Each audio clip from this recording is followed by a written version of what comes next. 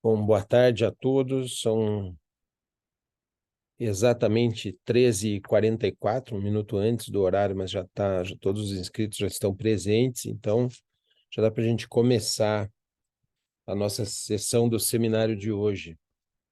E aí só me perdoem aqui que tem um aviso no celular para o horário do seminário. O seminário de hoje, que é o número 9, ficou a cargo do Luiz Henrique Merlin, com o Leandro Ossemer de auxiliar de pesquisa. É o primeiro tópico a respeito de teoria da norma. Nós temos 4 sessões. Até depois que eu olhei bem isso aqui, imaginei que talvez numa ocasião vindoura a gente devesse fracionar em 2 esse seminário, porque é muito extenso, né?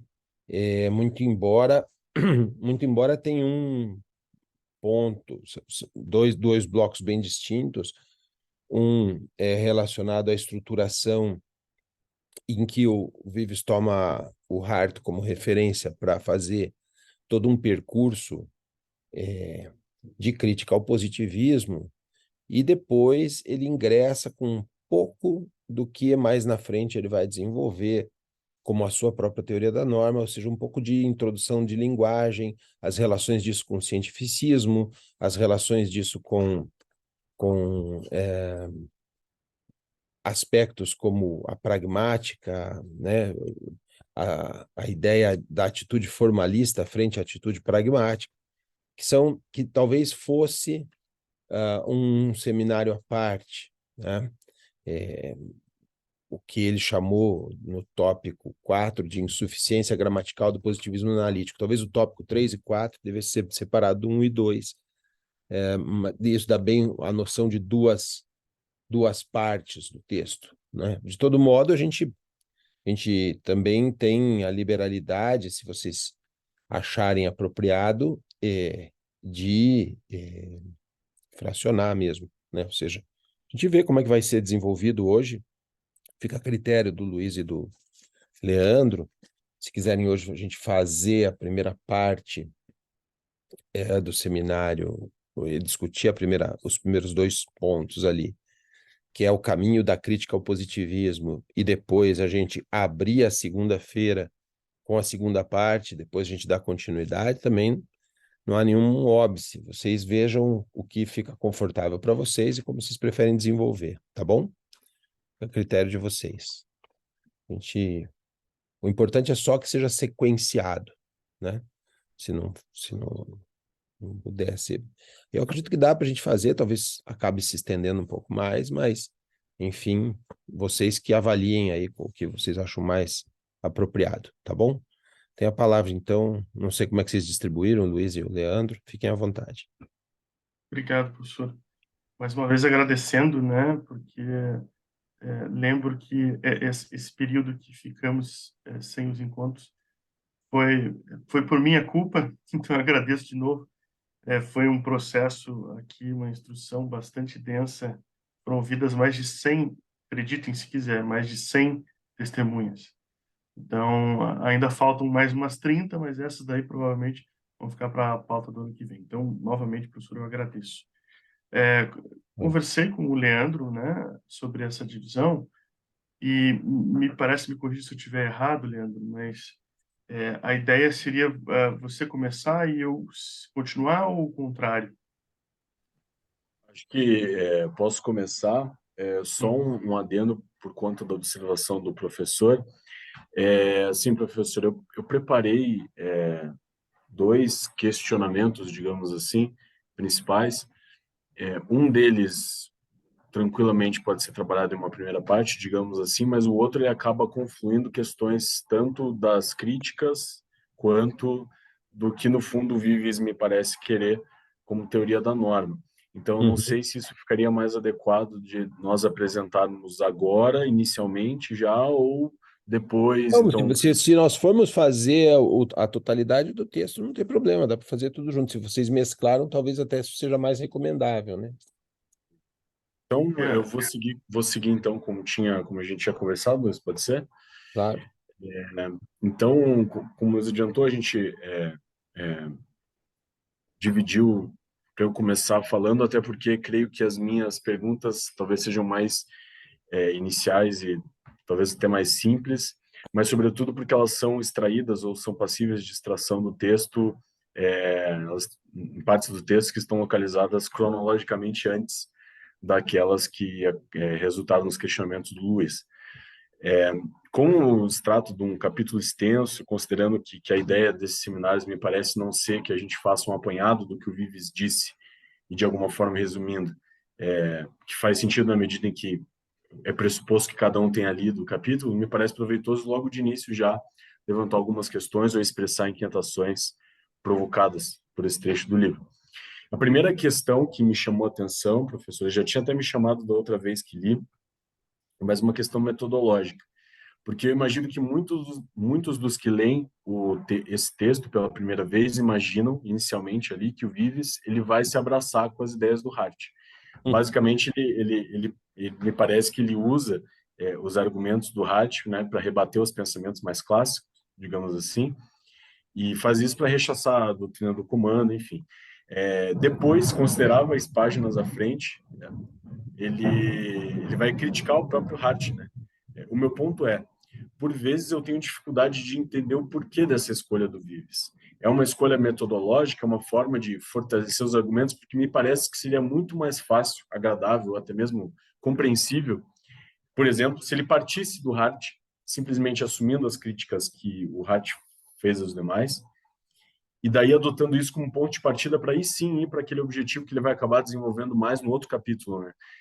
Mas eu não sei se eu me fiz claro, mas é porque passa essa sensação que eu acho que o Luiz conseguiu traduzir muito bem quando ele conversou comigo sobre o capítulo, de que talvez ele fale melhor depois, mas essa sensação de que em alguns pontos o Vives da teoria do Vives parece haver um custo enorme de uma adoção da linha argumentativa em que ele propõe. Parece custoso, sabe? Todo um desenvolvimento da teoria do direito. Então, por que ele não assume já um posicionamento do Hart, parte daí já suprimindo certa discussão que está no Hart? Enfim, esse é o primeiro ponto, mais metodológico e menos conteudista, mas do qual eu sinto que talvez possa ser algum conteúdo, já que me parece que aí a forma como se diz também faz parte do que se diz, né? Então, e a minha segunda inquietação, eu já até expressei outras vezes também, acho que até nessa matéria mesmo, mas acho que nesse capítulo ela faz mais sentido. Porque me parece que a pretensão do Vives aqui, por isso eu disse que já, enfim, há uma comunicação entre o início e o final do capítulo, e me parece que a pretensão dele é criar uma espécie de confluência ali entre a teoria da norma e teoria da ação, né? Então ele vai falar disso no início, mas a gente vai acabar tendo explicações melhores disso depois, né?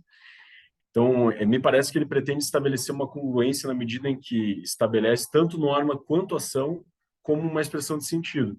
Então, ele vai criticar ali a doutrina do comando, ele vai criticar os imperativos independentes, enfim, de modo geral, ele vai fixar ali uma pretensão de abandono dessas teorias da norma, que ou fazem referência a uma norma primária, geral, acima de todas, ou algo externo definido pela natureza. E assim me parece fazer porque pretende vincular a norma à ação e vice-versa, estabelecendo assim a concepção de norma como expressão de sentido e, como tal, formada pela prática reiterada. Isto é, pela norma como uma regra de conduta, cujo fundamento não é algo pré-existente, mas algo que surge com uma praxis reiterada. É mais ou menos isso que eu consegui extrair, sobretudo quando ele diz ali sobre norma ser regra de conduta e uma ação ser uma ação e infração, ele faz essa dualidade, esse comparativo. Então, me parece esse o ponto central até desse trecho, desse texto. Só que sendo esse o ponto central e uma crítica que eu já ouvi ser formulada, a teoria do Vives, é de que ela acaba se tornando aberta, demasiadamente aberta. E muitas vezes, por isso, aberta a teorias ou, enfim, a práticas autoritárias. Isso porque, por exemplo, uma praxis reiterada admitida em determinada sociedade poderia ser equivalente à reiteração de práticas autoritárias ou reiteração, sei lá, do racismo, por exemplo, a um tal ponto que, naquela determinada sociedade, o racismo seria algo normal e, portanto, reiterado. E aí, segundo a teoria do Vives, poderia ser algo tido como norma.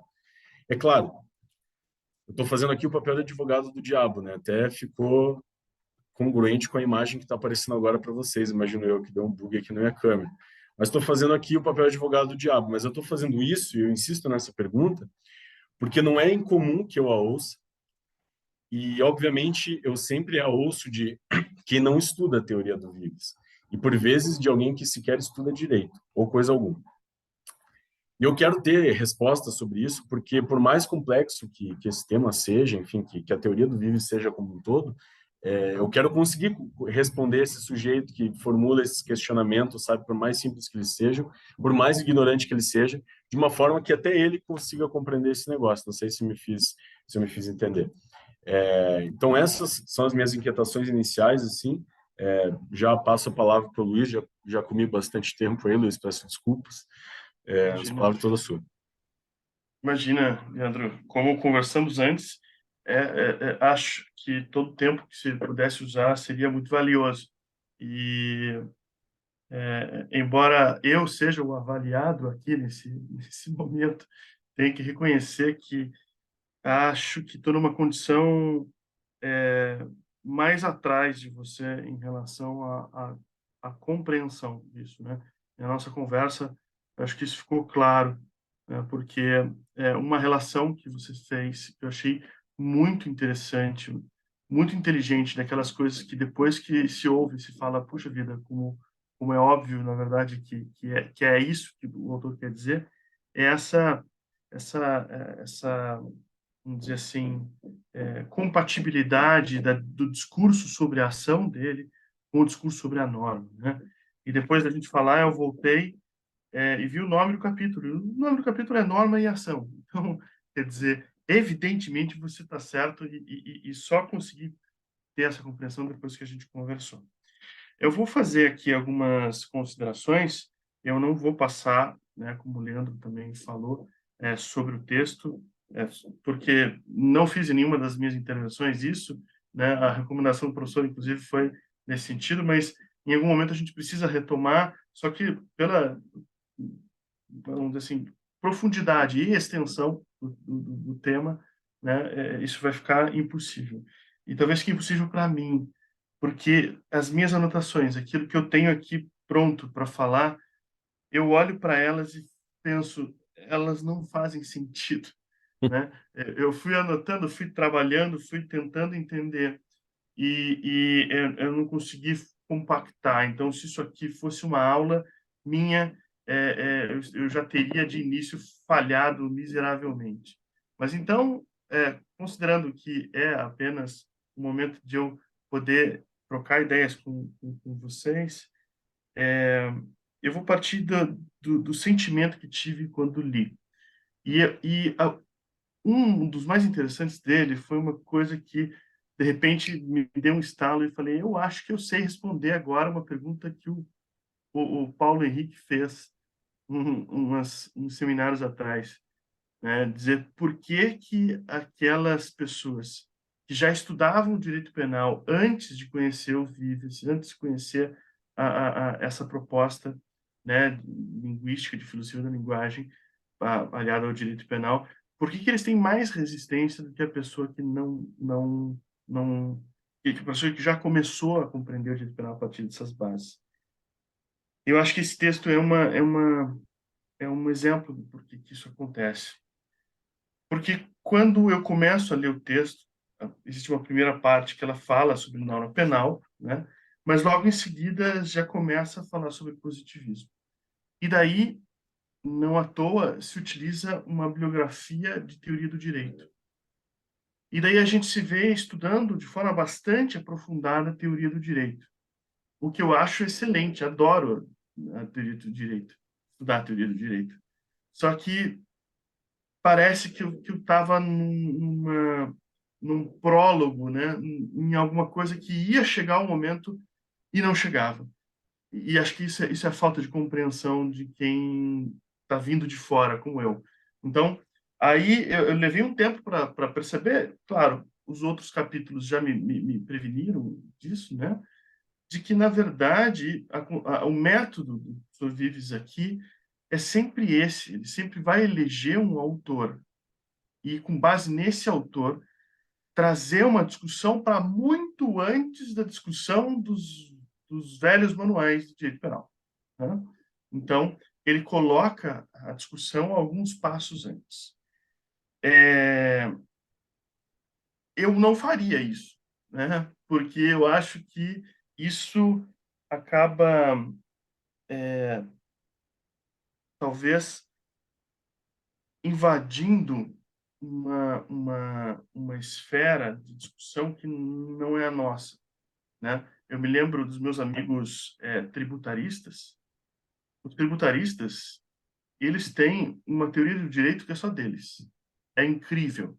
Eles têm uma teoria do direito bastante profunda, né, analítica, muito interessante, mas que, no fundo, eles estão falando sobre teoria geral do direito tributário e não teoria geral do direito. Então, eu não arriscaria, mas é claro que o professor Vives faz isso de uma forma magnífica, assim. Eu não consigo dizer, não consigo fazer nenhuma crítica em relação às concepções que ele traz do Hart, né?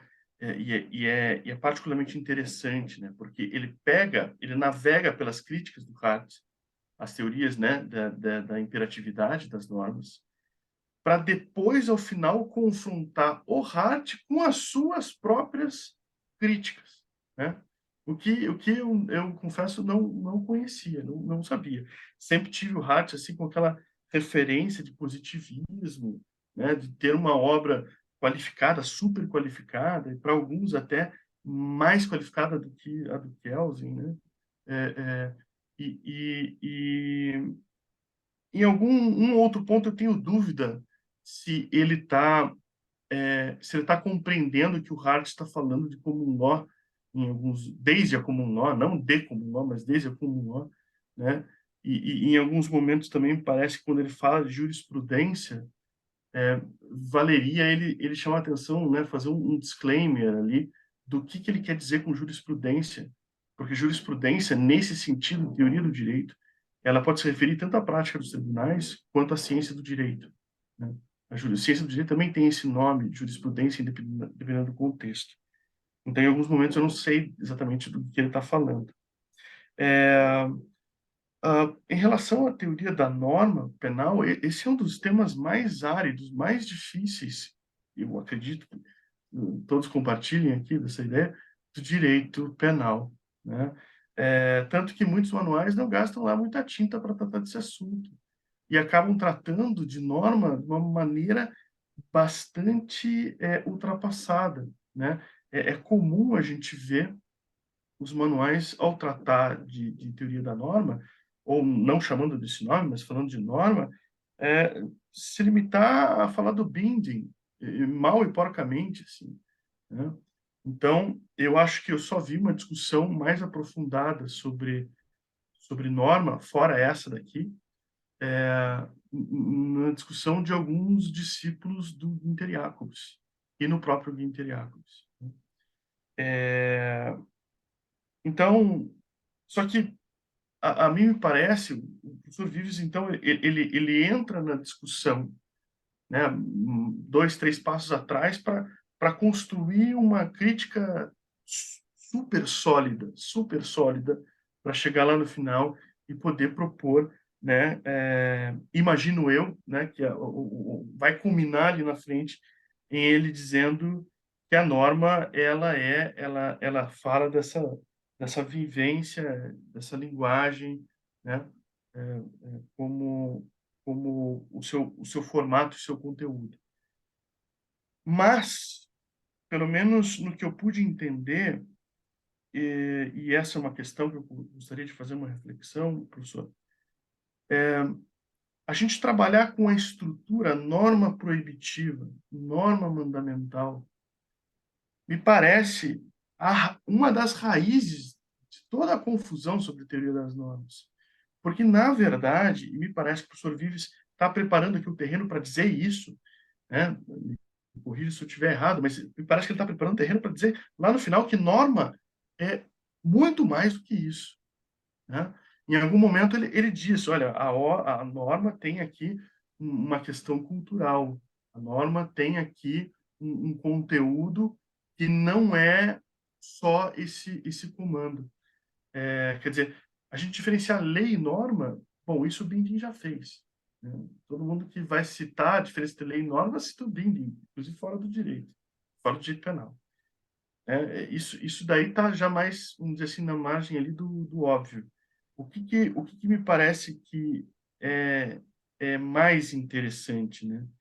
É justamente ele mostrar a incapacidade do positivismo de oferecer uma resposta sobre a teoria das normas. Porque, ainda que a gente diga que o Binding é um positivista, né, ele mesmo consegue dizer, olha, tem alguns momentos aqui do Binding que ele parece não estar alinhado com o Hart. Ele parece não estar falando a mesma coisa, né?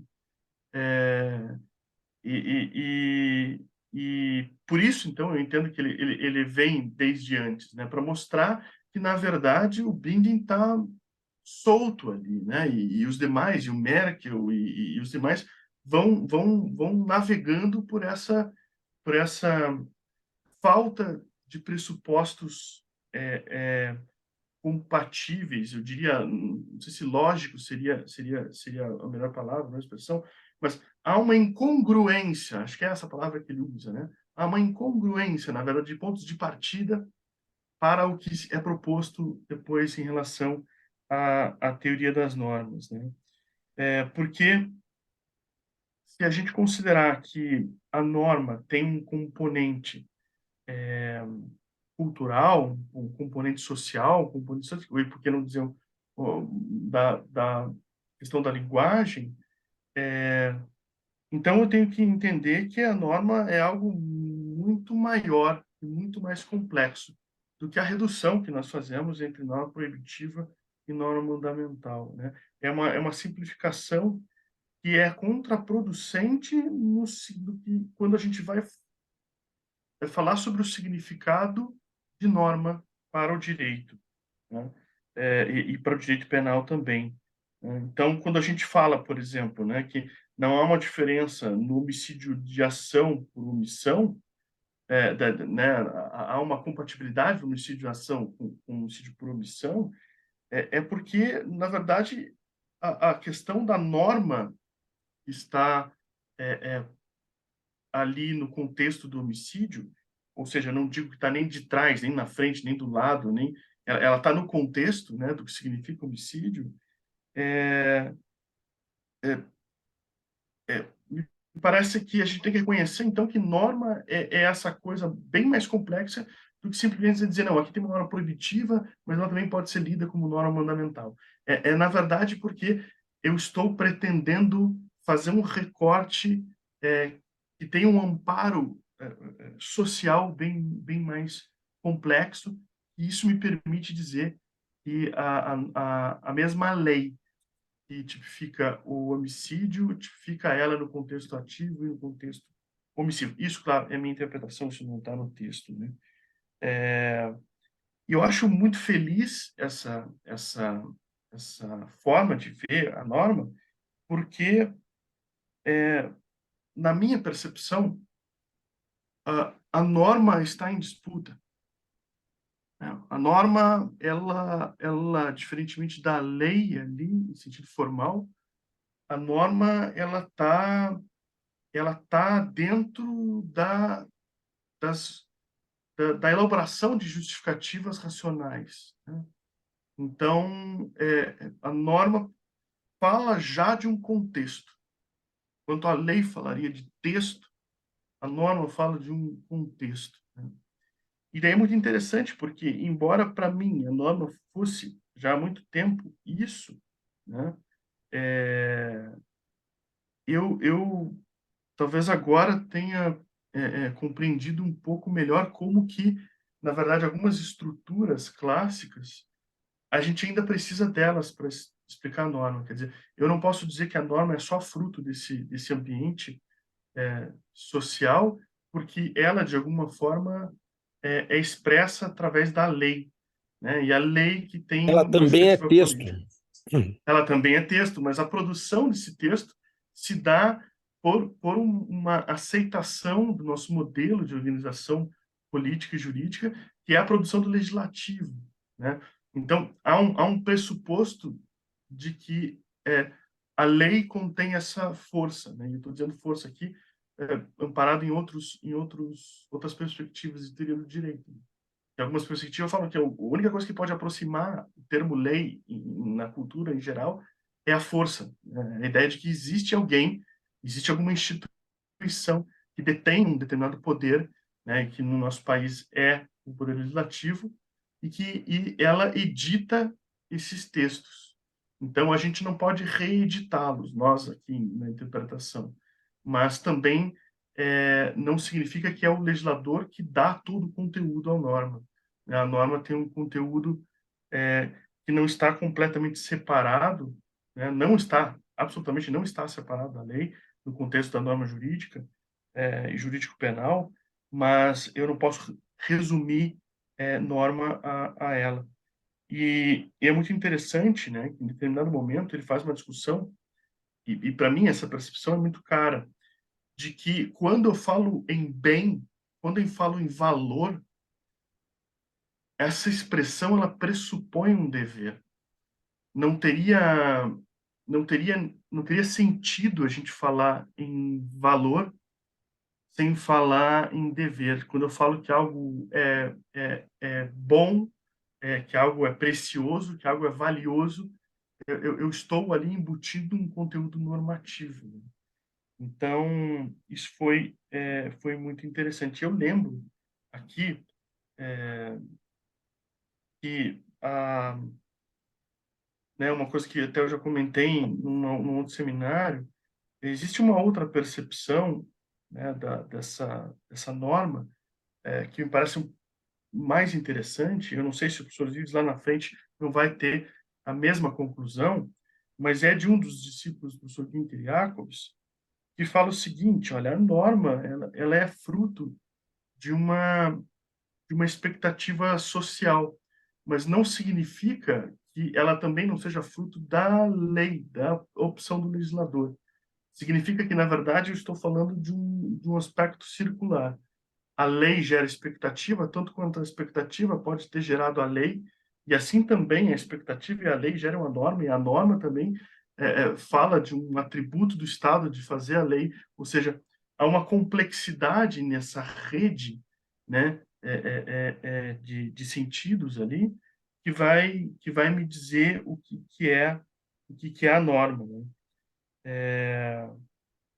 Então, quando a gente fala, por exemplo, que classicamente a gente tem a diferença entre essa norma enquanto a ordem do Estado e a norma enquanto valor da lei, ou valor daquela situação ali, daquele bem jurídico, vamos dizer assim, né? Eu vejo que há uma simplificação indevida, né? E fico curioso de saber como que o professor Vives vai preencher esse sentido de norma com a visão linguística.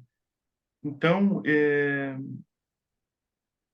outra coisa, agora, só para não deixar passar, uma outra coisa que me chamou a atenção também é a ideia de que a norma ela está composta, ela não pode ser separada dos motivos, né, como os positivistas fazem. Eu preciso desse contexto de motivos, né? E isso não se confunde com uma vontade subjetiva do soberano, na verdade, Nem né? voluntas leges, nada disso. Nada disso, nada disso. Até porque isso sim poderia recair num positivismo legalista e formalista, né? E eu me lembro daí, isso me chamou a atenção, porque eu fiquei pensando, poxa vida, né? No direito administrativo, é óbvio a gente dizer, por exemplo, que o ato administrativo faz parte do ato administrativo, a motivação do ato administrativo. É claro que existe uma particularidade muito grande no direito administrativo para ele ser construído dessa forma, mas por que não dizer que o ato jurídico em si, e a lei é um ato jurídico, né? Ela precisa, sim, para ter sentido, do contexto. né? Ela precisa, sim, né, desse contexto linguístico, ou seja, ela precisa das razões, ela precisa das motivações, né? Claro que não vai funcionar como um ato administrativo, mas eu quero dizer assim, acho que a coisa funciona de forma semelhante, né? De forma semelhante. E quando, por exemplo, o Hart fala sobre jurisprudência, vamos lembrar que ele está falando também do common law, né? Não só, mas ele está falando também do common law. Então, num sistema de common law, com muito mais razão, a gente vê a construção do direito, a gente vê a construção de normatividade a partir de sentença, que precisa ser justificada, que precisa ser, né, racionalizada, precisa dar os motivos, precisa ser fundamentada, né? Então, por que que quando a gente não exige do legislador a fundamentação, não significa dizer que a gente não saiba qual é a motivação, não saiba qual é o contexto, e não saiba qual é, e aqui falando de mim, qual é a política criminal que rege, o que dá sentido àquela norma.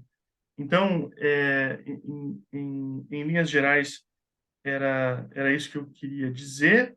É claro que ficou quase tudo de fora, eu peço perdão por isso, pela minha falta aqui de habilidade de talvez trazer outras questões mais interessantes, mas acredito que talvez no debate elas surjam e daí eu possa fazer alguma consideração também. Obrigado, Luiz. Palavra livre.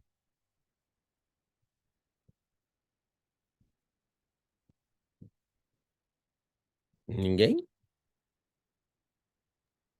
Professor, Vamos lá, Guilherme.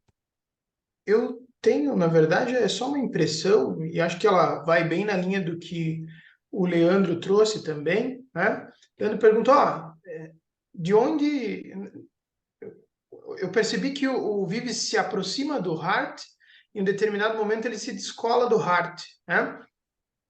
Não ficou claro como isso acontece, né? Não fica claro como ocorre esse descolamento. Eu acho que uma boa chave para entender esse descolamento do Vives e do Hart está ali quando ele vai fazer a crítica sobre a insuficiência gramatical do positivismo analítico, né? Porque ele vai trazer ali 4 argumentos sobre a própria semântica do Hart e a própria semântica do positivismo, né? Em que ele vai dizer, o positivismo concebe a norma enquanto um objeto no mundo, né? E não é assim que eu vejo, pelo menos ele dá a entender isso nesse primeiro momento, né? Então, essa atitude objetivista da norma enquanto um objeto, não é isso, não é dessa maneira, pelo menos que o Vives a concebe, né? Ele vai pela perspectiva do sentido, como ele deixa bastante claro. Daí ele segue falando sobre a ideia de uma semântica formal na sequência, né? Que o positivismo analítico, enfim, o próprio Hart se aproxima dessa ideia de uma semântica formal, no sentido de que a estrutura da frase tem que equivaler a algo, né? Aquela ideia de linguagem enquanto objeto e designação, que também é afastada pelo Vives, e ele dá a entender isso também, pela ideia de linguagem enquanto uso. Daí ele traz novamente a pragmática e fecha com a ciência. Olha, o positivismo quer ser ciência, quer afastar a moral do direito, né? Então, inclusive a moral justiça, que ele fala, ele separa a moral virtude e a moral justiça. Em alguns momentos, o positivismo quer se livrar da moral justiça, e isso não pode ser, pelo menos na perspectiva do Vives, não parece tão adequado. Então, acho que era mais uma conversa com o próprio Leandro, né, do que ele trouxe. Essa, pelo menos, é a minha visão. Tá? Obrigado, é isso, gente. Muito bem. Professor, Pois não? perdão, eu não pus a mãozinha ali, né? Levantei a Vamos mão. lá. Mas, professor, o que eu havia anotado aqui é na mesma linha, né, do que o Guilherme comenta. Eu fiquei com a mesma dúvida, né? Porque o Vives vai falar que a todo momento ele enfatiza a importância, né, da pragmática, né? A relação dos signos, compartilhamento de quadros de mundo. E ele fala, né, não se descuida que Hart ignora essa dimensão do sentido, né? Porque ele fala, como poderia, né, um seguidor do Austin ignorá-la? Mas não ficou claro mesmo, porque se por um lado ele fala que o Hart ele não desconhece essa dimensão do sentido, por outro, ele fala que ele esquece isso em momentos importantes, né? Mas aqui eu acho que talvez pudesse ser colocado assim, de forma bem demarcada, bem delimitada, quais seriam esses momentos, né? E, professor, o que eu havia notado aqui, um questionamento foi, será que o Hart ele não teria sido coerente com o que ele se propunha, se de fato era essa separação, né, entre direito e moral, é, será que coerente com o que ele estaria apresentando naquele momento, né, seria nesse sentido. Embora, né, o Vives tenha demonstrado aqui o porquê que mesmo que essa coerência ela não se justifica, né? Mas eu acho que a minha dúvida, então, fica em torno disso, né? Dessa aproximação em alguns momentos, né, do Hart com o Vives, essa falta de delimitação mesmo. Obrigada, professor. Nada. Camila? Olá, professor, olá, colegas. Primeiro eu quero parabenizar o Luiz e o Leandro pelas colocações, exposições.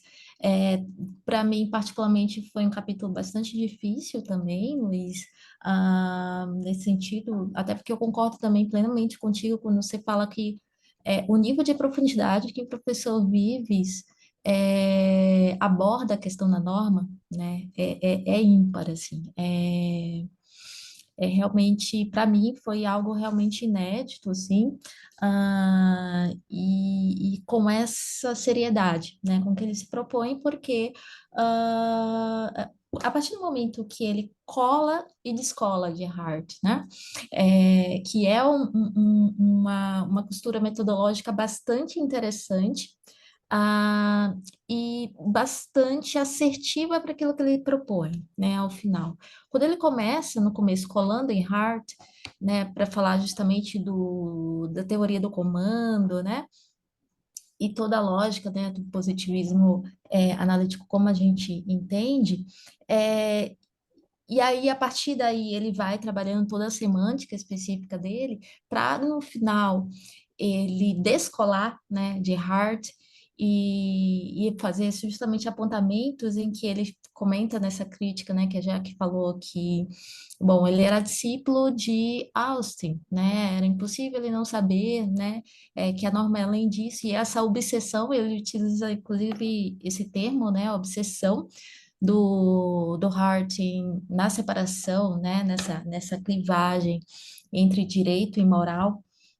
E eu achei bastante interessante esse percurso, mas tem um ponto específico do texto lá no comecinho, que logo quando eu li, me recordei do comentário do professor Busato, quando eu e a Júlia, a gente levantou a questão sobre os inimputáveis, né? Então, a primeira crítica que ele fala, logo no comecinho da doutrina do comando, né, que há uma acoplação da ação, né, como uma infração, a ação como uma infração, a ação punível, né, como uma infração à norma, né, isso fica bastante incômodo, né, quando a gente trata de inimputáveis. O próprio Vives fala isso para dizer, olha, de fato, né, essa unidade maciça que se apresenta não se sustenta dentro dessa estrutura positivista, e é por isso que ao final, e aí eu consigo entender que somente ao final, quando ele fala da insuficiência da gramática, eu creio que de uma gramática profunda, né, uma insuficiência lógica desse positivismo, fica manifesto, assim. Então, assim, tudo casa, tudo tem um sentido, assim, quando ele cola de escola de Hart, e a partir daí ele também apresenta um olhar específico de uma crítica própria à estrutura positivista, assim. Ah, mas quando aos inimputáveis, eu acredito que isso ele vai trabalhar com mais afinco adiante, que eu já até vi aqui no índice que ele trabalha mais particularmente isso, mas ele já está dando aí pistas, dicas, né, de que, olha, abandonem essa estrutura positivista, né, porque realmente o que eu coloco aqui em termos de um contexto como fonte, né? Colocar fonte com todas as aspas, de significados que são úteis na configuração, né, desse modelo que eu apresento, isso vai ser útil, né? Vai ser útil, inclusive, para a questão na inimputabilidade. Então, seria mais essa meu ponto, meu holofote, assim, que eu coloquei muito nesse capítulo, professor. Muito bem. Muito bem. Professor, Paulo? aqui, prof, eu vou trazer duas questões práticas mesmo, né? Como a gente está no campo de batalha ali em sala de aula, surgem questões que os alunos levantam, assim, a princípio simples, mas que eu queria, assim, ouvi-lo, até para alinhar a questão de linguagem, ter uma resposta mais, talvez, assertiva. Uma delas o Leandro tocou super bem ali no início, que foi a questão de margem para autoritarismo, né? Se a concepção significativa não seria demasiadamente ampla e a gente conseguiria identificar ali a possibilidade de você abusar da linguagem, né? E a outra pergunta que surge, assim, eu compreendo, né, não é a primeira vez que a gente tem contato aqui com o professor Vives, ele vai dizer que a norma precede a ação e que é a norma que vai conferir sentido à ação, né? Tem os exemplos do checkmate, você só entende o checkmate numa partida de xadrez porque existe uma norma prévia ali, né, e que faz a gente compreender o sentido daquela jogada, o impedimento também. Mas aí surgiu em sala de aula a seguinte questão: ô professor, mas a professora lá do Direito Civil, quando foi explicar sobre a LINDB, falou exatamente o contrário, não que a norma precede a ação, mas é que a norma ela acompanha a sociedade. Então, assim, esse embate, né? Eu queria ouvi-lo a respeito disso, dessas duas questões. Essa segunda, Paulo, não sei se eu entendi bem. Eu acho que a aluna quis dizer assim, será que não, as normas elas não tentam se adaptar à sociedade? Então, a partir do momento que o legislador trabalha, né, não é a norma que é prévia às ações, mas eu não sei se a pergunta da acadêmica foi no seguinte sentido de pensar só no aspecto legislativo, né? Porque aqui o sentido que a gente usa é maior. Foi por aí que eu também acabei respondendo ela. Tá. Tá bom. Tá bom. Vamos lá. Bom, eu acho que eu começaria... Eu fiz aqui um pequeno guia, né, assim, de passos, né, sobre o que é o capítulo, que acho que vale a pena a gente passar o guia, porque já que a gente está fazendo aqui uma gravação, eventualmente a gente vai poder consultar de volta essa passagem, né? Um guia sobre o capítulo, acho que vem bem, né? Assim, pelo menos no básico. E eu fiz uma espécie de fluxograma, assim, não é muito claro, eu que vou ter que interpretar, se eu colocar na tela que vocês não vão entender nada, as minhas flechas enfim, mas basicamente o capítulo trata do seguinte: apresenta a norma como imperativo, dizendo que essa é a forma normal ou a principal com que se trabalha com norma, né? O Luiz referiu a isso mais ou menos, né? E aí ele apresenta lá aquela clássica divisão entre lei e norma, assim, embora isso seja aborrecido, né? Todo mundo sabe do Binding, todo mundo sabe do Kaufmann, todo mundo sabe desses, né? O básico, é imprescindível falar disso, né? Ou seja, também, ao mesmo tempo que é óbvio, não dá para se furtar disso, tanto que o próprio Vives trata disso no começo, né? Naquele preâmbulo. Daí ele levanta uma questão que daí já não é tão comum, que é: o que é ser de fato imperativo? O que é conceber a norma como imperativo mesmo? Será que ela é simplesmente entender que ela é um comando? Porque tem gente que não entende que ela é um comando, diz o Vives, só que, por outro lado, se comporta como tal, né? Então, será que é só entender que ela é um comando e não uma fonte valorativa, como essa última pergunta do Paulo revelou, que rotula alguém como imperativo? Ele diz: olha, eu acho que não. E a impressão que ele tem para classificar imperativistas ou não, ela é um pouco transcendente em relação àquilo que a gente normalmente vê por aí, né? Bom, depois ele diz que o capítulo se propõe a responder várias perguntas, e acho que esse é um ponto-chave, que embora vocês não tenham tocado, é uma coisa que é legal depois de ler, é voltar atrás para olhar. É na página 353 da segunda edição espanhola, e eu não sei aí ao que vai equivaler nas demais, eu também não consigo ficar abrindo as três, né? Mas é basicamente um pouquinho antes do item 2, é a finalização do item 1, do que é uma norma penal. Diz assim, ó, quando alguém afirma que entende as normas penais como imperativos, temos que seguir perguntando. Fala de todas as normas penais, incluindo as permissivas, que é um dos problemas que o Luiz levantou, né? Ou normas de autorização, ou se refere só às que contêm proibição ou um comando? Isso é, preceptum legis. Entende os imperativos simplesmente como comandos respaldados por sanções ou como juízo de dever? Isso se entende como juízo de dever. Que classe de juízo de dever se fala? Condicionais ou hipotéticos? É porque ele retoma todas essas perguntas depois, né? Lá na frente vocês vão vendo que ele vai retomando. Que se formulam em relação a um fim que pode ou não ser aceito pelo sujeito, ou incondicionais ou categóricos. Daí ele diz, esse trabalho tenta dar a cada uma dessas perguntas a resposta adequada. Ou seja, ali ele já está enunciando do que é que nós vamos tratar, né? Aí depois ele entra no conceito, num comentário da relação entre teoria de norma, da norma e da ação, que o Luiz e o Leandro perceberam. De fato, tem essa correlação é assentada na linguagem, nós já vamos retomar isso, e depois ele passa a apresentar, então, o que ele vai explorar, o que ele vai trabalhar.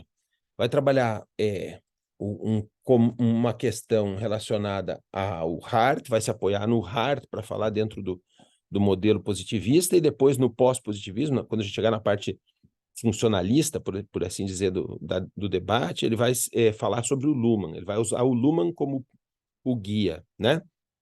E ele diz mesmo que essa é a escolha aleatória, não é uma escolha de preferência dele, né? Por que ele escolhe o Hart, por que ele escolhe o Luhmann? Poderia ter escolhido outros pontos de referência, né?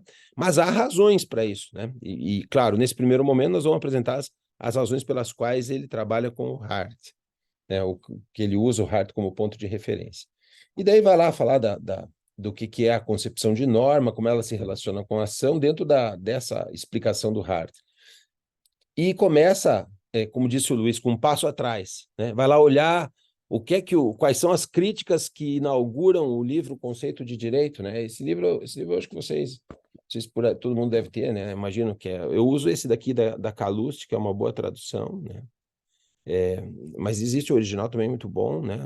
Esse livro aqui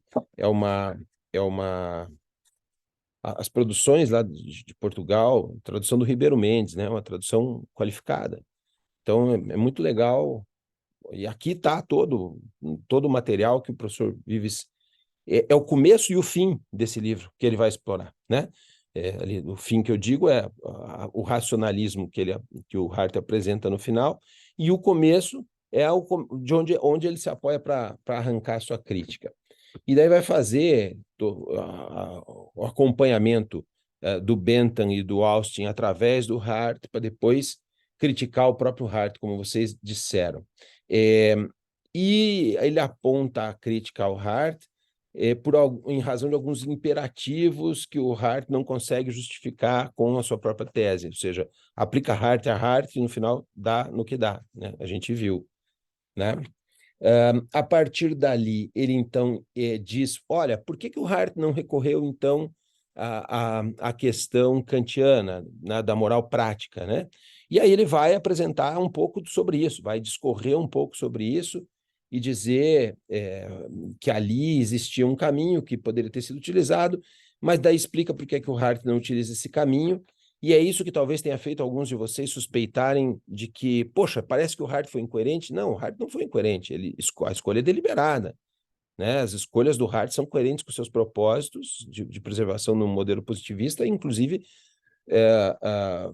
muito deliberado. Não é que ele desconhece o Austin, é que ele usa para pouca coisa, né?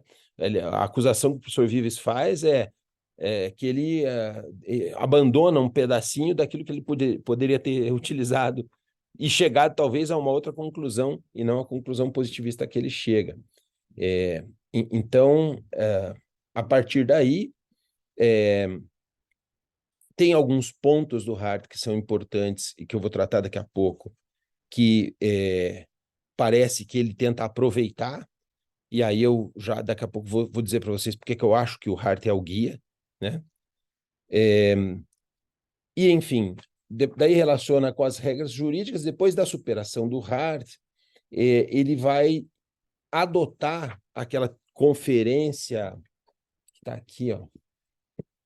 Nesse compêndio contém a Conferência sobre Ética do Wittgenstein, que tem alguns exemplos que são muito interessantes, uns exemplos úteis para a gente compreender o capítulo. E essa conferência é uma conferência intermediária, já depois que o Wittgenstein tinha escrito o Tratatus e que começava a escrever o Investigações, é de 1930. Né? E depois termina apontando aquilo que, de fato, ele vai dizer que é uma insuficiência gramatical do positivismo analítico. Ele acusa esse positivismo analítico, e eu acho que o Guilherme resumiu muito bem, é o item 4, né, de alguns problemas. Quais problemas? O problema de uma atitude objetivista, pretendendo a norma como um dado, e eu acho que, em alguma medida, Luiz, depois nós vamos entrar nisso quando for trabalhar o funcionalismo no sentido lumaniano, eu acho que alguns aspectos das estruturas do Jacobs e dos seus discípulos preservam um caráter objetivista da norma. E isso é ruim, né? Porque perde um pouco de dinâmica. Daí, claro, aí vocês vão dizer, puxa, mas essa dinâmica não fragiliza a norma? Que essa foi uma pergunta que vários fizeram aí, né? O Leandro fez, o Paulo fez. Escuta, mas isso não fragiliza a norma? Ela não fica, então, suscetível a vieses autoritários, enfim, etc. Né? Isso é uma coisa importante, mas eu acho que mais à frente vai estar mais claro, mas a gente vai poder falar um pouco disso. Depois, a questão da atitude formalista, eu acho que aqui o combate, vocês podem notar que ele associa aqui o Hart, de alguma maneira, ao Wittgenstein, no reconhecimento do Hart da existência de um direito natural mínimo, né? A história de que isso, de alguma maneira, está inscrito na linguagem. Eu acho que aqui ele percebe que a quebra de um formalismo absoluto é algo desejável, de alguma maneira. Depois ele faz uma acusação ao Hart, que é o esquecimento da pragmática, né? Que é de fato, o trabalho positivista acaba indo nas duas primeiras dimensões da linguagem, mas não na terceira, que parece que é a que importa mais ao Vives. E, por último, é um avant-première também a crítica ao cientificismo, né? Mas, ao mesmo tempo que isso é uma crítica, eu gostaria que vocês olhassem para isso de um outro jeito também, embora seja uma crítica ao positivismo, olha, essa pretensão científica é absurda, etc., etc., é também uma justificativa, né?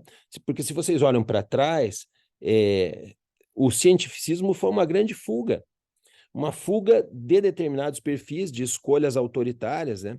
Se escondeu atrás de uma ciência, por exemplo, o combate ao autoritarismo preconizado pelo von List. Von List falava que a dogmática é a barreira infranqueável da política criminal, porque de que política criminal que ele estava falando? Ele estava falando de uma política criminal autoritária, da virada do século XIX para o século XX. Pois daí, então, olha, a ciência não trabalha assim, a ciência é uma grande defesa, né? A questão é se a gente, de fato, estava falando de uma equivalência científica ou não. Me parece que não, mas teve uma utilidade. Então, talvez, ao mesmo tempo que seja uma crítica, o cientificismo é também uma espécie de justificativa para o momento em que as pessoas disseram o que disseram, né? Talvez ali, sabe, hoje em dia a gente fala, eu ouvi do professor Jacinto outro dia, e já ouvi demais de uma pessoa isso, né? Dizendo assim, olha, se o cara for positivista hoje, tá bom, porque pelo menos ele obedece à norma, porque o que a gente vê na lista forense é uma coisa que é né, parece que cada um tem o seu código de processo penal, é um negócio, e aí eu entendo o temor ao relativismo a que vocês estão se referindo, mas vocês não precisam ter esse temor, eu já vou tratar de explicar por quê.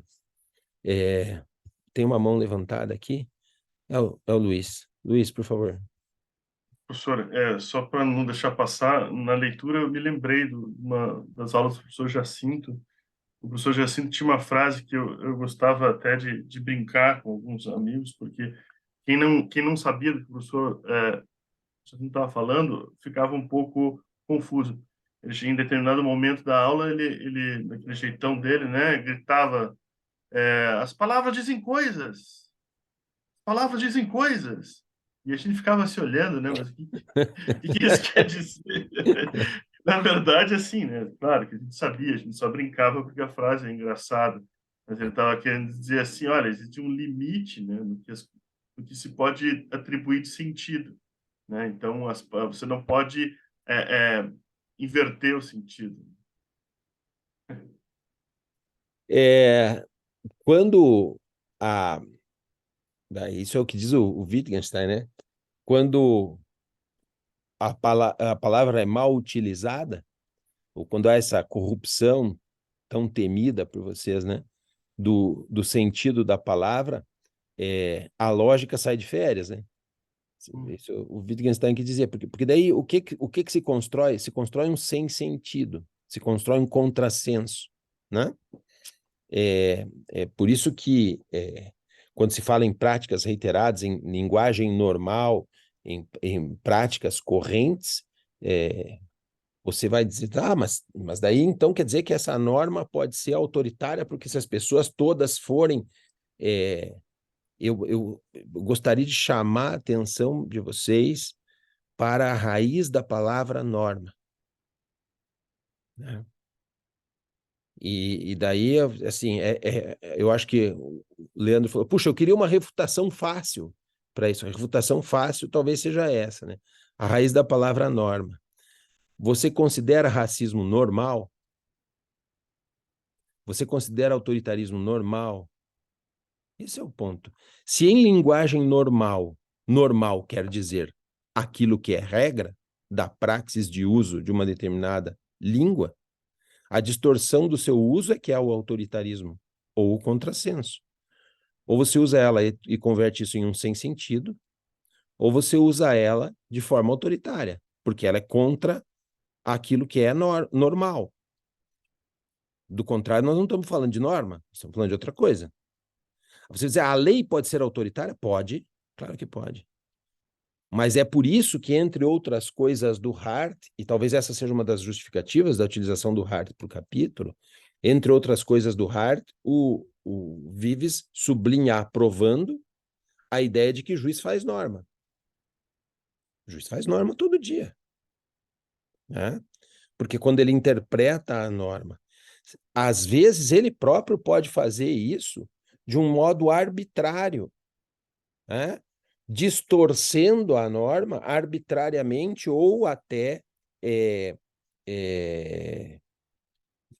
autoritariamente, se se pode dizer assim. Vou dar um exemplo para vocês, não vou contar os santos, mas é local o assunto, né? Prescrição. Prescrição. Tem um prazo processual. Sabe aquele prazo de 3 anos entre o fato e o recebimento da denúncia? Aquele prazo, né? Prescrição.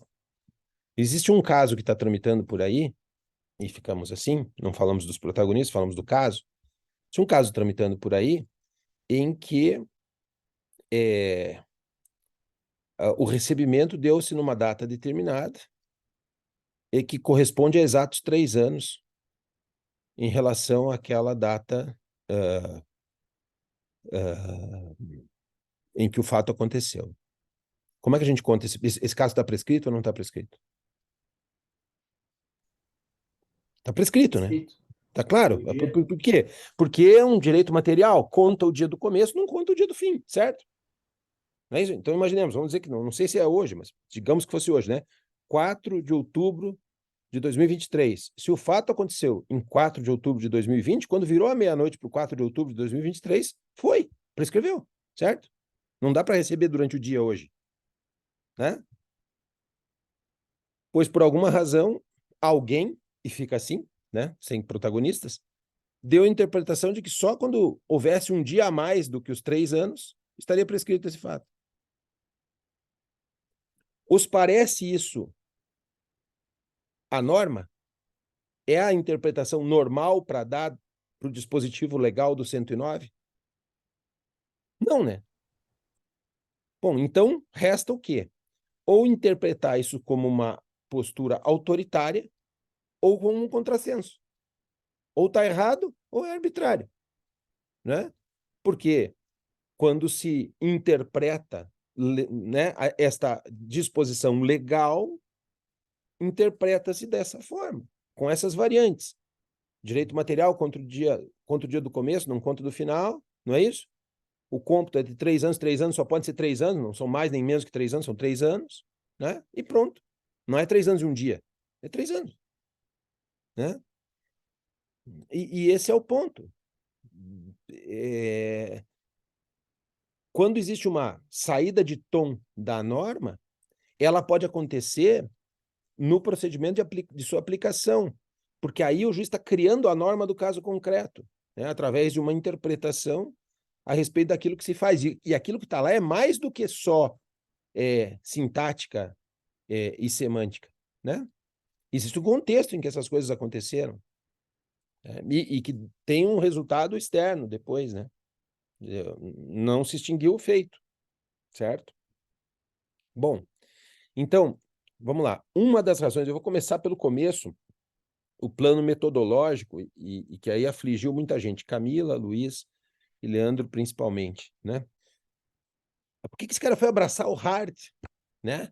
Por que ele foi lá para daí, como diz o Luiz, dar passos atrás para ver o Hart criticando o Austin, criticando... Bom, tudo tem razão de ser aqui, tá? Vamos lá. Por que abraçar o Hart? Por uma razão muito simples. O Hart, várias vezes, na construção de um positivismo, resvala usando argumentos linguísticos. E o Vives fala em várias passagens, olha, ele usa exemplos sobre jogos, né?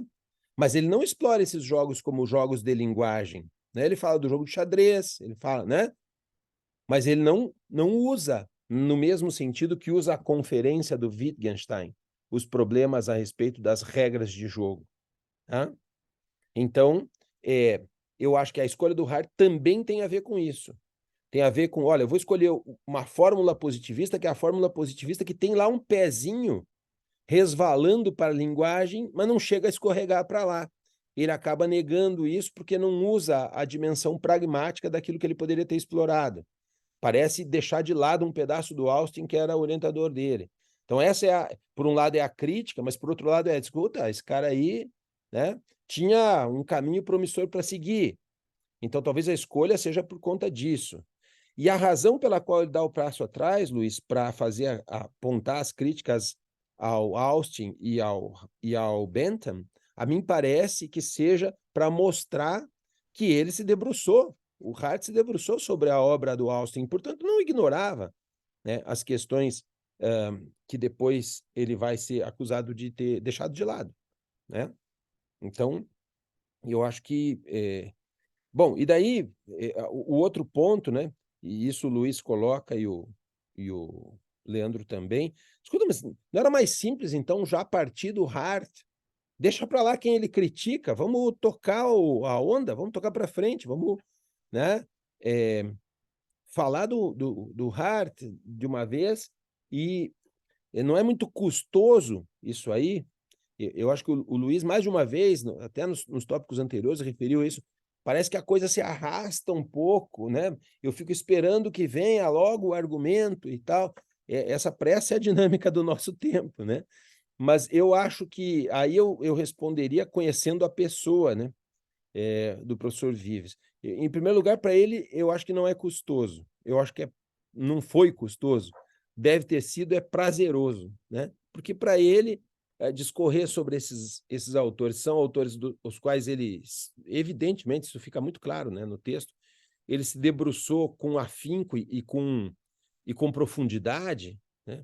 Então, para ele, parece tranquilo o que ele está fazendo. É claro, para nós é um esforço de grandes dimensões, especialmente quando ele vai utilizando esses autores que são do common law, porque não são muito familiares para nós, né? Não são autores que a gente vai usar no todo dia, a gente acaba sempre indo lá para o Kant e para o Hegel, para o idealismo alemão, e deixando de lado aquelas construções que foram construções que inspiraram o positivismo jurídico britânico.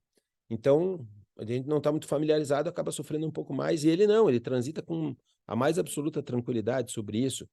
E talvez seja a história do My Blessing is My Curse, né? Por um lado, ele realmente tem um domínio muito grande dessas estruturas, e para ele está falando com quem, eu disse pessoalmente ao professor Vives isso, eu falei, o grande problema do livro é ele partir do pressuposto que o seu leitor leu o que ele leu, que ele está conversando com um igual, né? É bem óbvio que o professor Vives não está conversando com um igual. E aí isso leva a que a gente sofra, em alguns pontos mais que outros, para efetuar a leitura, né? Mas eu acho que, veja, a razão da escolha do Hart, ainda assim, para isso por um lado, Hart admite algumas coisas, né? Admite uma certa estupefação com relação à origem do imperativo normativo, né? Porque nega que ele seja proveniente da estrutura intrínseca da norma e também de algo que seja uma vontade transcendente. Então, ele acaba tendo que explicar isso, e na visão do professor Vives, quando ele entra nessa parte, ele fala claramente, né? Olha, parece que o Hart aqui, quando vai falar da prática dos tribunais, né, ele está falando da prática, de uma coisa que é a prática do uso que os tribunais fazem de uma determinada expressão linguística contida na lei. E aí era um caminho a ser explorado que ele também não entra, ou seja, que o Hart também acaba obviando, né? E esse caminho seria ditado por esse livro, pelo livro de Como se faz coisas com palavras, né? Vocês devem ter visto que ele faz essa referência ali, olha, ele poderia ter se debruçado aí ao Austin e utilizado isso, mas não vai, né? Para responder a pergunta que ele mesmo formula, né? No final, diz, olha, não é isso, não é aquilo, mas o que é então? Olha, estava lá, por que não usa? Né? Bom, de todo modo, o que eu quero dizer a razão ou as razões são alguns escorregões do Hart em direção à linguagem que parecem úteis, porque o professor Vives mais à frente vai se apoiar neles, né? Quando ingressa em Wittgenstein com mais força. E segundo, porque ele considera talvez que a fórmula do Hart seja a fórmula positivista melhor acabada, porque acho que fica muito claro a facilidade com que ele se desvencilha do positivismo no modelo kelseniano, né, que é aquele que a gente é mais familiarizado, né? Daquilo ali, cara, até o aluno da graduação sabe que a norma fundamental acaba intrinsecamente sendo o ponto de destruição da própria pirâmide, né? Isso é uma coisa bem óbvia, e o professor Vives demonstra isso em 2, 3 páginas, ali sem ter muito trabalho com isso. A impressão que dá é que o Hart dá mais trabalho, né? Porque parece que está uma construção mais elaborada, parece que tem uns pontos de conexão com a linguagem, e parece, e isso é o principal, acho, que há um reconhecimento, talvez seja proveniente disso que o Luiz disse, né? O fato dele transitar no common law, né? É muito mais evidente para eles do que para nós, juiz cria a norma, né? E aí o Hart vai ter que montar uma estrutura de positivismo que admita isso, né? Então, é um pouco mais complexo e parece que, de fato, esse é um caminho muito bom. Segunda observação do Leandro sobre criar confluência entre a teoria da norma e a teoria da ação é exatamente isso, né? De fato, talvez o mote de todo o tópico seja esse. Mostrar, de algum modo, a gente transitou nas teorias da ação até chegar a um momento em que a gente vislumbrou a ação como expressão de sentido dentro da linguagem, né? E agora ele está nos levando para o mesmo caminho, né? Ele está mostrando a insuficiência de algumas teorias normativas e resvalando sempre para o ponto de vista da pragmática linguística, né? Para acabar reconhecendo que existe uma conexão intrínseca entre norma e ação. Eu até fiz uma anotação mais à frente aqui, que eu acho que era de uma observação do Luiz, para deixar isso mais claro, porque às vezes, à medida que vocês vão falando, vão me ocorrendo formas de explicar o que está aí. Tá. E aí acaba sendo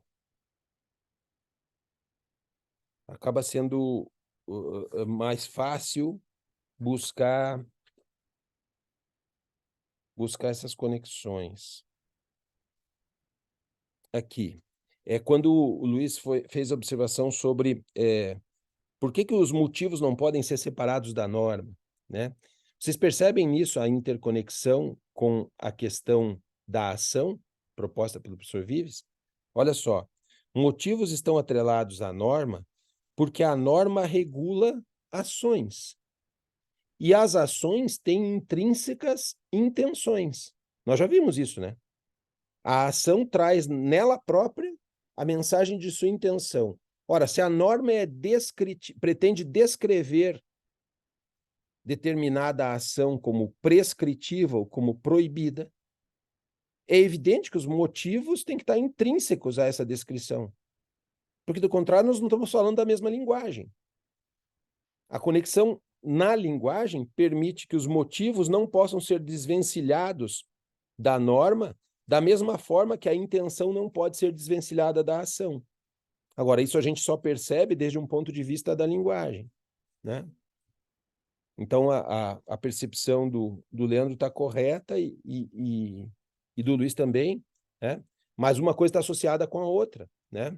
A gente não consegue descolar os motivos da norma por causa de que não conseguimos descolar também a intenção da ação, né? Quando se faz isso, se cria uma artificialidade, né?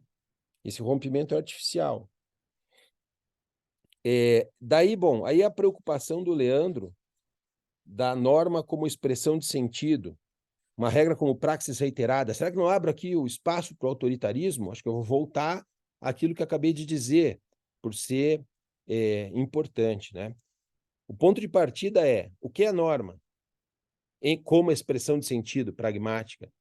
Como é que a gente reconhece a norma? Em praxis reiteradas, né? A forma como eu reconheço que algo tem sentido. Veja, quando nós estamos falando de norma, nós estamos falando daquilo que normalmente ocorre, não no que excepcionalmente ocorre.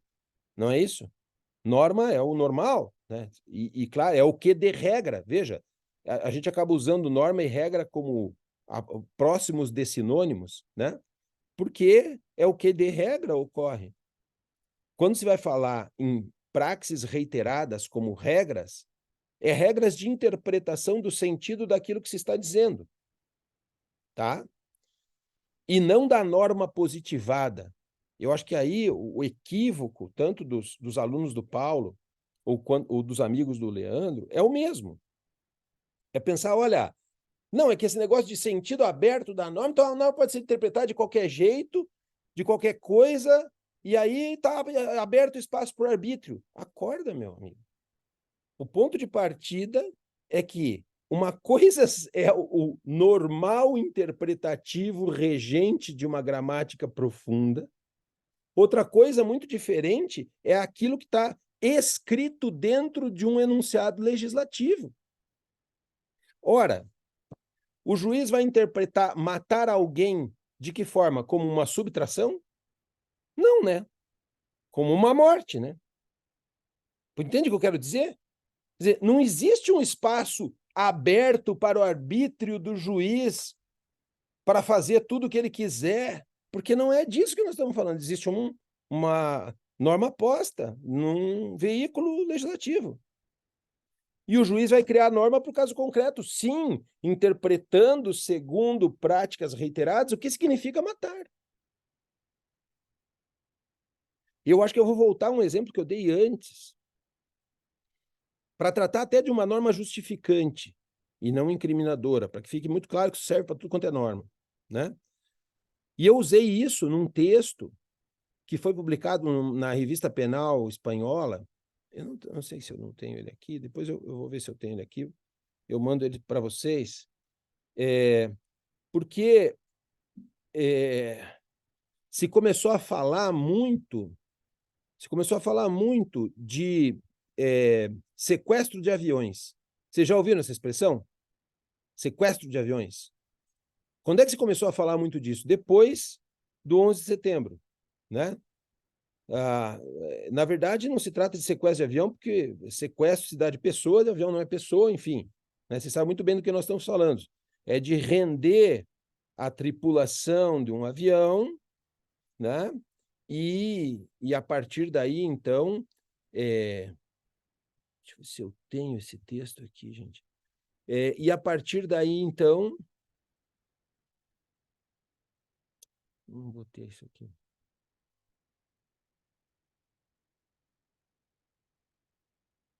Senão eu ia mandar para vocês já no chat, mas eu tenho que procurar.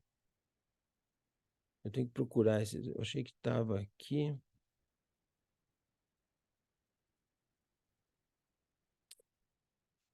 Eu achei que estava aqui, mas não está. Tem um texto na Revista Penal. Tem que procurar qual é o número da Revista Penal espanhola, aquela da La Ley, sabe? Que é o Juan Carlos Ferrer, que é o organizador. Teve um congresso em homenagem ao Roxin, lá no Congresso Doutorado Honoris Causa do Roxin, na Pablo de Olavide, e eu participei apresentando um texto que era sobre isso, sobre essa história de render a tripulação de um avião e tal, e o avião está sobrevoando uma grande cidade, e daí qual é a responsabilidade do cara que manda abater o avião, certo? O líder político vai lá, manda abater o avião cai, morre todo mundo, né? E aí tem uma discussão da Tatiana Hurley, do Roxin, todo mundo falando isso, mas eles usam a expressão sequestro de avião, que não é uma expressão correta, mas não é aí que eu queria focar a questão. A questão é, eles começaram a discutir sobre se essa ordem de derrubada do avião, se ela é uma justificação, se ela é uma exculpação, que tipo de ambiente é onde a gente vai discutir se é questão de risco permitido, na tipicidade, na antipicidade, na culpabilidade, onde que a gente vai discutir esse assunto. Agora vejam, só tem pertinência falar de norma permissiva depois de 11 de setembro. Certo? Porque até então acontecia isso, de render em tripulações de avião, e sempre, o que acontecia? Sempre era a mesma coisa. Levavam o avião para algum campo de pouso, pousavam e trocavam aquilo por presos políticos que eram terroristas e não sei o quê, ou coisa assim. Essa era a praxis. Houveram dezenas de casos assim. A ninguém ocorria falar sobre justificação ou exculpação da derrubada de um avião desse. Porque a expectativa normal dos acontecimentos é que esse avião fosse ser estacionado numa pista, em algum lugar, e trocado os reféns por... Não é isso? Veja se tem sentido falar em justificação quando derrubasse um avião desse. Claro que não. Ninguém ia nem discutir esse assunto, não entra em pauta. Por quê? Porque essa não é a praxis histórico reiterada que pauta o sentido daquilo que está acontecendo. O sentido mudou com o evento do 11 de setembro, e é um evento só, né? Mas mudou porque ele foi de tal impacto humanitário e de tal conhecimento disseminado que mudou. Mudou a interpretação do que é este evento. Vocês entendem do que eu estou falando? Como é que se interpreta o sentido de uma determinada norma?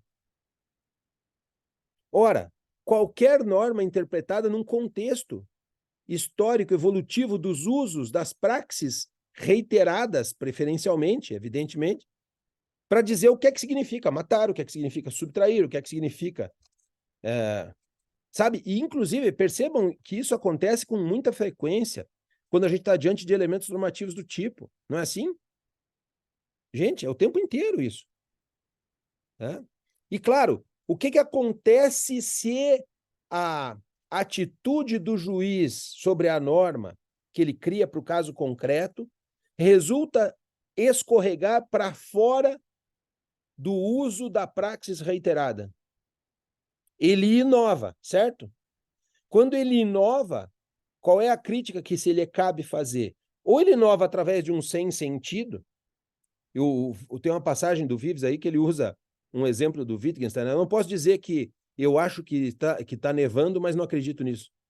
Quando ele vai separar o que eu acredito do enunciado, né? O enunciado não deriva de uma crença, porque se eu disser isso, é um sem sentido. Quando se faz o mau uso, ele pode cair num sem sentido, numa contradição. Eu digo que a prescrição acontece em 3 anos, e no meu caso, os 3 anos se passaram, mas eu exijo 3 anos e 1 dia. A regra é 3 anos, mais 3 anos e 1 dia. Não, peraí. Ou é 3 anos ou é 3 anos e 1 dia. Não pode ser as duas coisas ao mesmo tempo, fica um sem sentido. E isso vai ser questionado num recurso, certo? Ou a praxis interpretativa é autoritária. Resulta ser autoritário o modo de interpretar isso. E aí, como é que a gente combate isso em termos jurídico-penais especificamente? A gente combate isso com base no princípio de legalidade, dizendo que uma das exigências é que a interpretação deva ser sempre restritiva, não é isso? Interpretação sempre restritiva. Então, você vai contrapor aí um princípio para discutir o assunto. Então, essa ideia de que, não, porque ao entender a norma como exercício linguístico, nós estamos fazendo uma abertura ao autoritarismo. Antes, pelo contrário, autoritário é aquele que não se abre, né? Quando você propõe um sistema fechado, você é autoritário, porque você não permite que haja interferência externa no teu sistema, né? Então, com todo respeito, me parece que aí sabe, é uma inversão completa daquilo que se está dizendo, né? Bom, sobre isso, então, acho que essas observações do Leandro. Vamos entrando, então, no tema do Luiz. Eu vou começar, Luiz, e você vai me corrigindo quando eu fizer observações sobre os teus comentários, se eventualmente alguma coisa me escapou, tá? Eu fiz anotações muito breves. O Luiz disse assim, eu vou começar por um sentimento que eu tive, né? Tentando entender por que as pessoas resistem a essa questão da forma como é posta. Eu tenho uma hipótese aqui, e aí quero submeter aí a consideração de vocês, né?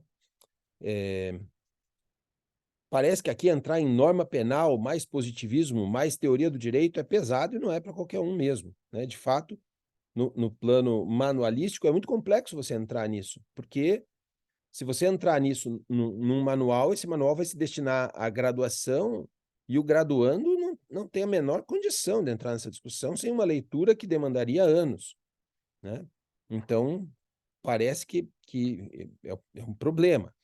Mas eu acho que o professor Vives, metodologicamente, usa uma coisa que talvez eu alertar vocês possa ser útil, que talvez ajude, entendendo assim, ajude a acompanhar a forma descritiva dele. Talvez não seja o melhor método, hein? Não estou nem dizendo que é o melhor método, mas estou dizendo que é o método dele, né? Ele estabelece, primeiro, a existência sempre, todos os capítulos vai ser isso, né? A existência sempre de um cipoal teórico, né? Ele diz, olha, aqui tem isso, tem milhares, tem centenas, tem dezenas, tem vários autores, tem, né? O espectro, se a gente fosse falar assim, né? O espectro positivista é imenso, né? Vai do Kelsen ao Hart com um montão de coisas no meio e com outras variantes ainda, enfim. E daí ele diz assim, eu vou escolher Hart, Luhmann, e assim vou prosseguindo, que é uma espécie de escolha dentro, você imagina uma floresta super densa, e que ele te aponta quais cipós ele vai se apoiar para fazer uma trajetória. Eu parto desse cipó, daí eu agarro aquele, daí eu agarro aquele outro, até eu sair da floresta. Tá? Isso significa que eu não vou passar por todos os pontos da floresta. Eu vou me agarrar em alguns cipós que vão roçando determinadas árvores e deixando outras à margem. E esse vai ser o caminho que nós vamos fazer para sair da floresta, né? É mais ou menos isso que deixa descômodo o jeito dele tratar das coisas. E ele faz isso com muita frequência. E vai fazer mais adiante mais vezes, né? Então, é sempre a escolha de alguns autores e por alguns motivos. Eu acho que eu já expliquei nesse caso quais motivos entra o Hart no jogo aqui, né? E também resulta interessante usar o Hart como crítico do Hart, né? Eu achei que que acabou o reconhecimento da insuficiência para dar conta do imperativo, fez com que o Hart, de alguma maneira, resvalasse na ideia. Eu gostaria de chamar muito atenção para isso, porque me parece que é a parte interessante da questão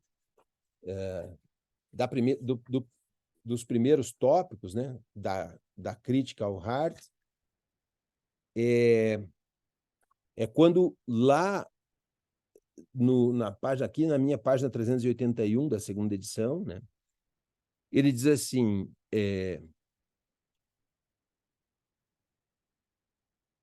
para Hart, todas as regras jurídicas, inclusive aquelas que não se assemelham aos imperativos categóricos, proporcionam pautas ou critérios para avaliar a conduta. Perceberam? O que o Vives está dizendo também em Hart, desde um ponto de vista linguístico, interpretativo, porque são regras ou critérios, né? Então é um ponto de vista interpretativo, também para o Hart, as regras jurídicas proporcionam, desde um ponto de vista interpretativo, a avaliação de condutas. Isso é a grande pista da coisa. Por que eu conecto, através da linguagem, a norma? Porque eu faço isso também com a ação. E as normas não se destinam a outra coisa que não regular condutas. Mais à frente ele retoma isso, né? Da regulação das condutas. Então parece que a teoria da norma vai se assentar também para o Vives sobre material linguístico. Por outro lado, aí o comentário do Luiz sobre jurisprudência, sobre o uso do termo jurisprudência, enquanto ele está transitando sobre Hart, que aí existe uma espécie de solapamento, né, entre, no caso deles, a forma de interpretação doutrinária aglobada, que a gente pode interpretar como jurisprudência, ela se sobrepõe às práticas reiteradas dos tribunais, porque é dali que é a originária, né? Então existe uma espécie de sobreposição, que não é o que acontece para nós, né? Mas não acontece para nós, talvez isso seja um alerta, né? Porque a gente teve uma pretensão de que essa jurisprudência representasse uma filosofia dos valores, ou seja, ela representasse uma certa ciência social, né? E eu não estou muito seguro que esse mesmo perfil de ciência social tenha sido dado no plano anglo-saxão. Eu não vejo muitos autores falarem sobre isso, né? Então, ou pelo menos os autores de filosofia do direito, né? Nem o Haas, nem o Dworkin, nem o próprio Hart se apoiam numa pretensão cientificista em sentido analítico, né? Então, não sei. Talvez ali, quando o professor Vives fala, eu não prestei atenção, vou reler o capítulo até para ver se tem algum ponto, Luiz, em que a expressão tenha sido utilizada num sentido que não seja o da própria confluência do common law. Mas pode ser, né? Pode ser que tenha escapado. Aí eu realmente não me recordo, mas eu vou reler em busca disso. Aliás, sobre isso, vocês vão pensando se não seria... Eu notei muito que cada um de vocês acabou tendo uma preocupação diferente dentro do mesmo capítulo. E talvez a gente pudesse pensar, porque a gente sabe que, vocês sabem que a avaliação final, ela é proveniente de um artigo que vocês façam sobre aquilo que foi debatido, né? Talvez a gente pudesse reunir todos e dividir assuntos que conversem com esse capítulo. Fazer um trabalho de cada um conversando com esse capítulo. Um porque está preocupado com a política criminal, outro que está preocupado com que uso se faz de Hart, outro que está preocupado com a abertura que se possa ter de uma interpretação sobre a norma baseada em linguagem, outro porque... Sabe como? Fazer uma espécie de divisão do texto e cada qual ser debatedor de um pedaço, talvez isso pudesse ser um trabalho publicável com certa... como é que eu vou dizer? Com certa coerência interna, que nos permitisse levar até uma publicação final. Pensem aí, se no final vocês acharem que é uma coisa viável, a gente pode A gente pode fazer isso. Eu mesmo me proponho a, junto com vocês, escrever um texto sobre o assunto. Talvez eu possa ficar com a conferência do Wittgenstein, por razões de familiaridade, né, que é uma parte um pouco mais que eu já tinha lido várias vezes, né? O contexto da conferência sobre ética, que aparecem algumas questões interessantes. Me lembrei disso porque o próximo tópico que eu tenho aqui anotado a norma é interpretativa, ou a norma é imperativa, perdão, em função do modo como é usada. E eu acho que isso é uma coisa que toca a tal gramática profunda e aparece justamente ali quando se explora uma parte da conferência do Wittgenstein, em que se transcreve a seguinte passagem: suponhamos que eu soubesse jogar tênis e que vocês, ao ver-me, dissessem: jogas tênis bastante mal. E eu contestaria: eu sei, estou jogando mal, mas não quero fazê-lo melhor. Tudo que se poderia dizer ao meu interlocutor seria: bom, tudo bem, né? Mas suponhamos que eu contasse a um de vocês uma mentira escandalosa e você viesse e me dissesse: se você está se comportando como um animal, e eu contestasse: sei que minha conduta é má, mas não quero comportar-me melhor. Poderia dizer então: ah, então tudo bem. Certamente não. Afirmaria: bom, você deveria comportar-se melhor. Aqui se tem um juízo de valor absoluto, enquanto que no primeiro caso é um juízo relativo. O que se está dizendo? Vocês percebem que aqui é o uso do bom, né, e do mal, né? Você está se comportando mal, você joga tênis mal, a expressão é a mesma. A crítica também, o objetivo de crítica. Mas em uma das duas aparece um imperativo categórico: ora, você tem que se comportar bem. Não pode sair contando mentira para todo mundo. Agora, se você quiser jogar tênis mal, o problema é seu. Né? Por que uma coisa é diferente da outra? Por que a gente tem diferenças aqui? Me parece que a diferença é circunstancial, é de uso. Né? Numa sociedade, imaginemos lá, sei lá, em Marte, em Júpiter, em Vênus, onde todo mundo se apresenta ao outro não pela conversa, mas através de um jogo de tênis, e alguém esteja jogando deliberadamente mal.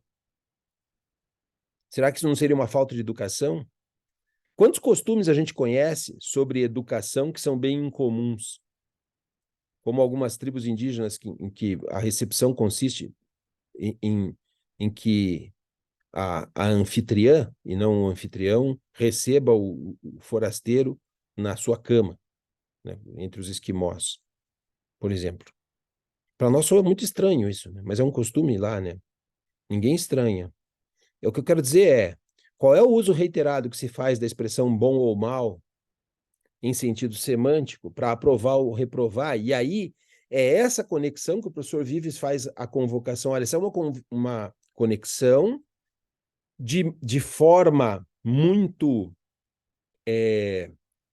circunstancial de cada uso, né, do uso reiterado que se faz da linguagem a respeito de algo, e que interfere na forma como se usa, veja, a mesma palavra, o bom ou o mal.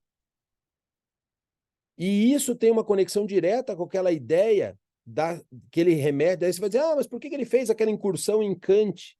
Ora, para isso, para separar as duas moral justiça e moral vida boa, a moral virtude e moral vida boa, para dizer que a justiça vai residir numa interpretação do bom que é próprio da vida boa, mas não da moral virtude. Ninguém precisa ser virtuoso para conviver em sociedade.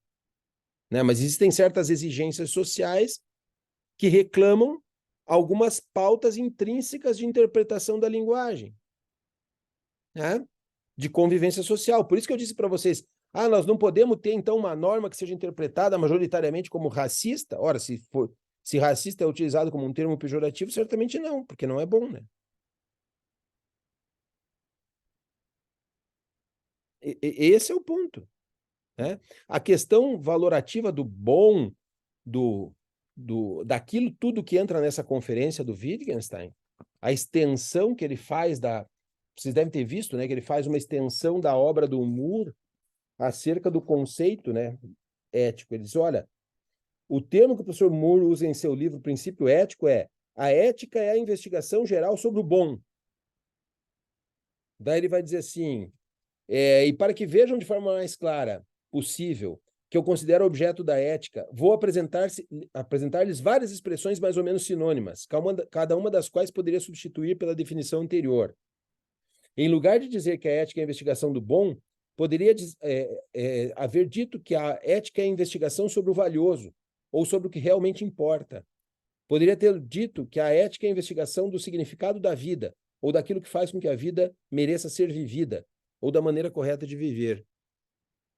Ou seja, o que eu quero dizer com isso é que a regra, o entendimento de regras reiteradas, de praxis reiteradas, elas estão inscritas numa pretensão geral de justiça, porque senão não tem sentido eu ter um regulamento.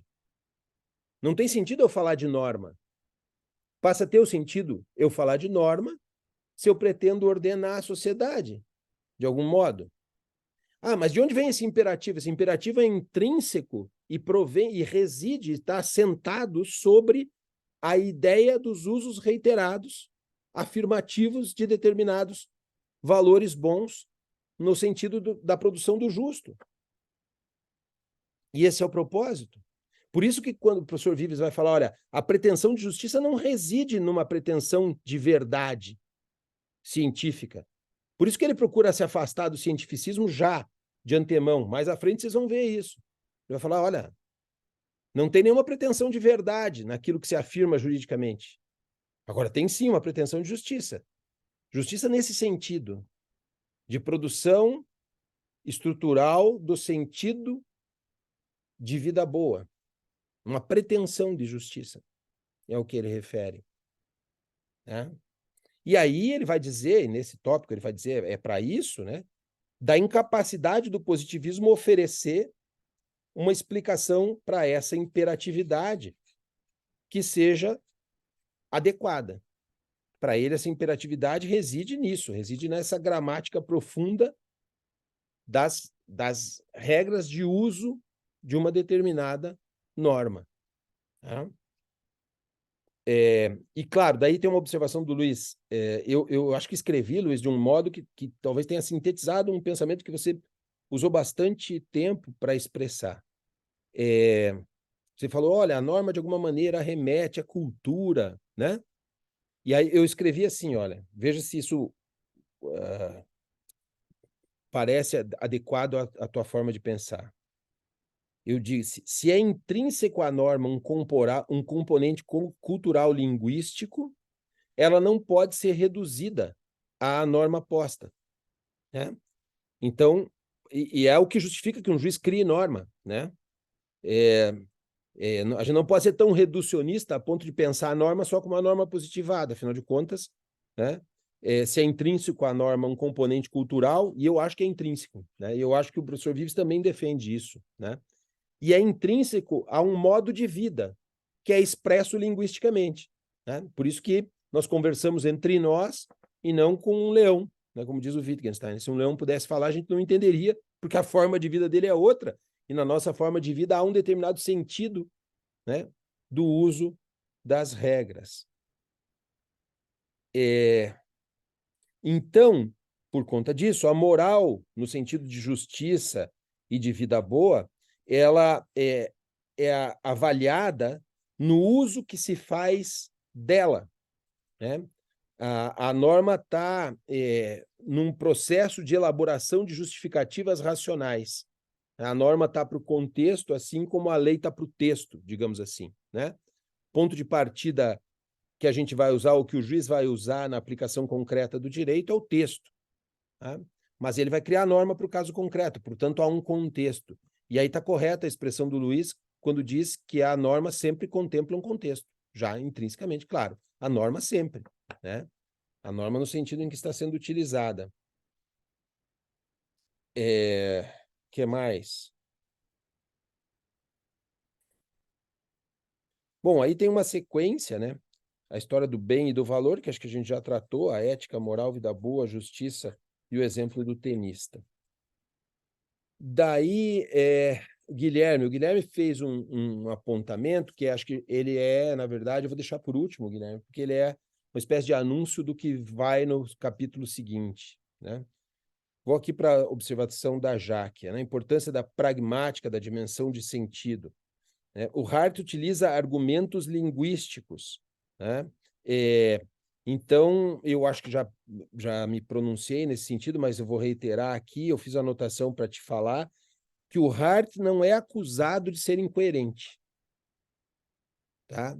O Vives não acusa o Hart de ser incoerente.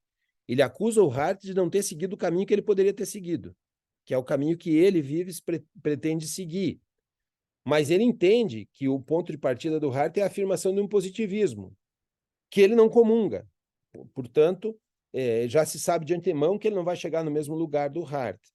Eu acho que a acusação, entre muitas aspas, né? A palavra acusação, né?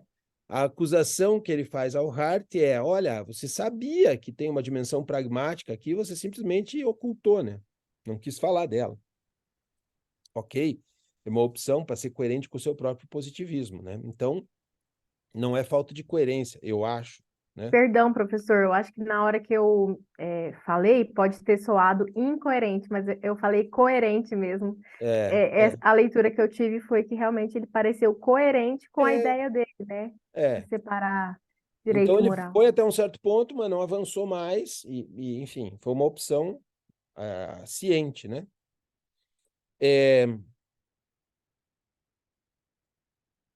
Das observações da Camila é que derivou a minha ideia de a gente fazer os comentários sobre o artigo, porque ela estava preocupada lá com a questão da imputabilidade daquele ponto, ela poderia trabalhar sobre esse ponto, né?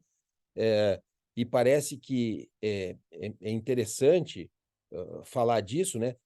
Acho que aquele ponto, Camila, no meu ver, o que o professor Vives está fazendo é tentar descolar a ideia de ação e atribuição como se fosse sobreposta, né? Porque, claro, no meio das duas está a norma, né? E a norma vai ser a forma pela qual se interpreta a ação. Então, não dá para ser sobreposta uma à outra. A atribuição da responsabilidade penal não é pelo simples fato de que existe a ação, mas não há nenhuma dúvida que a identificação da ação e a identificação da norma se dão por processos linguísticos, né? Acho que essa que é a defesa que o professor Vives faz. Então, o acoplamento entre essas duas coisas, dizer que a infração é uma ação, claro, mas nem toda ação é infração, por outras razões. Por quê? Porque o conjunto de normas que proporciona a realização do valor justiça está intermediando as duas. Então, não dá para a gente fazer essa sobreposição direta. Isso acho que é aquilo que ele mostra lá no começo do texto, né? E que isso não. E acho que no final do texto, quando ele faz a crítica do Hart ao Hart, ele mostra que o próprio positivismo é capaz de demonstrar essa insuficiência, né? Que é uma coisa esquisita, né? No final das coisas, o cara diz, poxa, o positivismo aplicado ao positivismo gera o nada, né? Gera um vazio, né? E aí, sobre os comentários do Paulo, a margem para o autoritarismo, acho que já comentamos, né? E daí, a segunda pergunta, Paulo, a questão de norma e ação, o que vem primeiro é meio o ovo ou a galinha, tá? Eu acho que essa que é a questão, né? Não são... isso é uma coisa que estava lá naqueles autores que discutiam, lembram? Vocês devem lembrar disso. O imanentismo ou transcendentalismo do bem jurídico, lembra disso? A norma cria o bem jurídico ou o bem jurídico existe e a norma apreende, né? Com relação a... Você estabeleceu na tua pergunta com relação à ação uma mesma coisa, né? A norma olha para as ações e estabelece quais são, ou as ações que decorrem da norma, decorrem da interpretação da norma, o que vem primeiro? Cara, bem sinceramente, o que vem primeiro é o que nós vimos no último seminário. Se tem um prius da ação e da norma, é a liberdade de ação. Esse, sim, é pressuposto para que eu reconheça que há ação e é pressuposto para que eu reconheça que há a norma. mas são caminhos distintos, né? Embora eu reconheça uma ação através de jogos reiterados de linguagem que traduzem aquela ação, eu também só tenho espaço para a norma a partir desses jogos reiterados, né? Mas todas elas assentadas dentro do espaço de liberdade de ação. Por quê? Porque eu não consigo normativizar linguisticamente com sentido alguma coisa que todo mundo esteja obrigado a fazer ou que ninguém possa fazer de jeito nenhum. Ou seja, o espaço de liberdade de ação é o único prius da norma. Tá? Eu só consigo interpretar uma norma a partir de uma liberdade de ação, do camarada que podia agir ou não. E é isso que faz com que perca sentido normativo regulamentar alguma coisa impossível de evitar. Né? Então, não existe um prius de ação frente à norma ou de norma frente à ação. O que acontece, na verdade, nós pretendemos regular a nossa interação social. E a nossa interação social é mediada linguisticamente. Então, como é que eu faço essa regulação? Ora, eu uso os elementos que são representados linguisticamente, ação e norma. Mas como é que eu compagino esses elementos para a estruturação de uma teoria que se pretenda justa? Partindo de um pressuposto, liberdade de ação. Né? Liberdade de ação é o nosso modo de vida, mesmo que não exista, a gente viu isso, né? No seminário anterior. Mesmo que não exista de fato, mesmo que os neurocientistas consigam provar que não existe liberdade, a gente vai ter que ficcionar essa liberdade para existir direito. Senão a gente não consegue confluir normas e ações. Então, se pressuposto A é liberdade de ação, nem norma como é que eu vou dizer? Puxa, nem norma precede ação, nem ação precede norma. São duas... Só para você ter uma ideia, as duas pressupõem a linguagem, e a linguagem pressupõe interação, certo? Muito bem. Tem uma passagem mais adiante no livro do professor Vives, em que ele vai falar do Robinson Crusoe. Né? O Robinson Crusoe morava sozinho na ilha. Qual era a norma que existia para ele? Nenhuma. Para que norma? Ele pode ser o que ele quiser. Né? E ele tinha necessidade de descrever suas ações ou nada também, né? Essa necessidade de definir o que é ação, o que não é, e se ela corresponde ou não corresponde à norma, depende de uma interação. Tá? Interação depende de linguagem, de compartilhamento de quadros de mundo, de formas de vida. Né? Coisa que ele não fazia, por exemplo, com os animais, com as plantas ou com o mar na ilha. Mas chegou sexta-feira, tem que ter regra. Regras de convivência, né? Aí acabou o isolamento do Robinson Crusoe. Então, eu acho que a questão toda é como se regula liberdade de ação através do reconhecimento de ações e normas segundo práticas reiteradas linguísticas. Acho que esse é o ponto. Então, acho que a resposta é nenhum nem outro. A norma precede a ação ou a ação precede a norma? Nenhum nem outro. Ambas, para serem reconhecidas enquanto tal, têm que ser reconhecidas intersubjetivamente. E esse reconhecimento intersubjetivo de ação e norma pressupõe liberdade de ação. Esse sim é um prius. Liberdade de ação. O resto não. Tá? E eu disse que deixei de lado a observação do Guilherme para ser a última, porque me parece que é aquilo que fecha o capítulo e que, portanto, deve ser lembrado. Né? No tópico 4, que leva o sugestivo título da insuficiência gramatical do positivismo analítico, do que o Vives está tratando? Ele está tratando, vejam, desde um ponto de vista da gramática profunda, portanto, do sentido que tem a reiteração do uso comum das regras, né, como forma de expressão do sentido, e de dizer que, para a resolução desses problemas derivados da gramática profunda, o positivismo não dá conta. E, segundo ele, não dá conta por 4 fatores, que são os fatores que estão postos nos itens 1, 2, 3 e 4. Vocês já devem ter visto. Primeiro, ele vai explicar a concepção positivista do significado, depois como é que o Hart vê isso. Mas daí entra as questões que o Guilherme falou. Primeiro, a atitude objetivista, né? E, de fato, tem uma pergunta aqui que acaba resultando muito interessante, para resumir o tópico. Mata aquele que, podendo fazê-lo, omite o auxílio necessário para salvar a vida em perigo? E se mata, podemos dizer que o faz em qualquer caso ou só em alguns? E se é só em alguns, em quais? Mata aquele que deixa de pagar uma dívida, causando ao credor tão grave desgosto que provoca a morte? Quer dizer, veja como a interpretação do que é matar depende de uma interpretação do sentido de um contexto, né? Eu lembro de usar como exemplo de tentativa inidônea de homicídio, na minha tese, o camarada ligar um aparelho de som com a caixa de som perto do outro. Eu disse, cara, mas tentativa de homicídio como? As variáveis implicadas eram as seguintes. A música que se colocava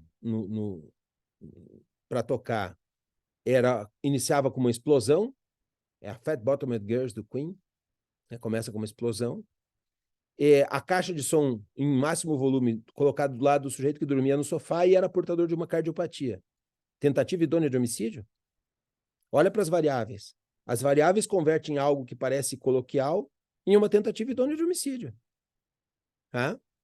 Veja como é contextual, né? É para isso que ele está chamando a atenção. Portanto, a atitude objetivista, entendendo a norma como uma coisa dada do plano objetivo, é um sem sentido, porque ela vai mudar com as variáveis. E, claro, o juiz está obrigado a transitar entre essas variáveis, né? Depois, a atitude formalista, né? E aí é onde ele vai convocar, diz, basta recordar os termos em que Hart relaciona o que ele chama de direito natural mínimo com o conceito de direito para perceber que participa de uma atitude desse tipo. O direito requer esse mínimo conteúdo de justiça, porque os homens são como são. Se fossem de outro modo, por exemplo, se fossem invulneráveis, não precisariam da cooperação dos demais para assegurar a sobrevivência. Claro, né? Então, a nossa forma de vida, é isso que ele quer dizer, é o que pauta a forma de interpretar as normas, né? Então, ele termina o tópico dizendo, assim, o que Hart chama de conteúdo mínimo de direito natural, seja ou não um conteúdo de justiça, é um conteúdo necessário de qualquer sistema de regras que possa ser chamado de direito. Trata-se de uma necessidade gramatical, que pertence ao conceito e não uma mera exigência externa derivada do estado de coisas que poderia ser de outro modo. E aqui, então, reside mais uma razão para o Hart ter sido convocado, né? Ora, ele vai usar uma expressão que talvez não traduza exatamente isso que o Vives está dizendo, mas que o Vives interpreta como sinônimo. Aquilo que ele quer dizer lá, um direito natural mínimo, não é propriamente um direito natural mínimo, é uma necessidade gramatical sobre a forma de se interpretar o significado das coisas, né? Daí ele vai falar do esquecimento da pragmática, sobre isso a gente já falou bastante, né? Da dimensão de sentido, e está lá naquela passagem do Austin, em que ele vai falar do que é uma promessa, o que é um batismo, o que é o testar, né? O estabelecer em testamento, então, como se faz coisas com palavras, né?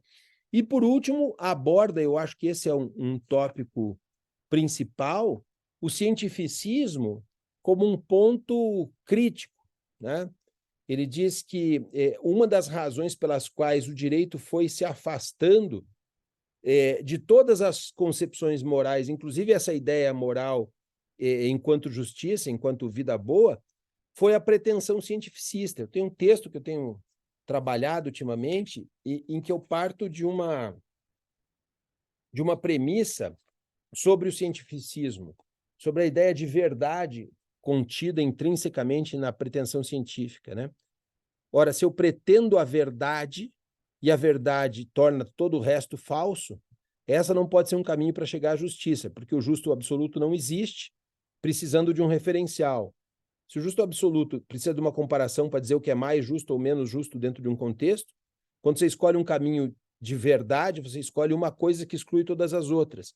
E esse caminho não pode ser o caminho para aspirar à justiça. Portanto, se, acompanhando o Vives, a ideia de uma moral mínima, no sentido do direito natural mínimo do Austin, deve estar contida numa estrutura jurídica, essa pretensão de justiça, por expressá-la assim, para usar a expressão que o professor Vives vai usar mais adiante, essa pretensão de justiça, de alguma maneira, tem que abrir mão do cientificismo, porque, do contrário, ela está condenada a não ser alcançada nunca.